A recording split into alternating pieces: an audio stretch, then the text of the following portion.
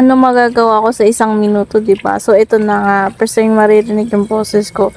Nugasan ko yung isda dyan, tapos naglagay ako ng konting tubig para pakuluan tong bulon. Ito, nagulat pa ako kasi pagtanggal ko ng lamang loob niya, ang laki ng kinain niya. Kita niyo naman, 'di ba? Oh. Ang hirap pala mag-voice over pag mabilisan. Tapos iniwa ko lang yung bisugo sa gitna. Then balik tayo sa bologna. Nalisan ko ng tubig. Tapos nilagyan ko mantika para prituhin. Masarap siya, guys. Tapos nilagyan kong asin yung isda, pati suka. Usual na ganito ginagawa na. Tapos balikan ulit natin yung bulon. Siyempre, hanguin na natin, luto na. Next naman, iprito na natin yung isda. Tapos after nyan, tada, meron ka ng ulam na masarap. Yun lang po. Bye.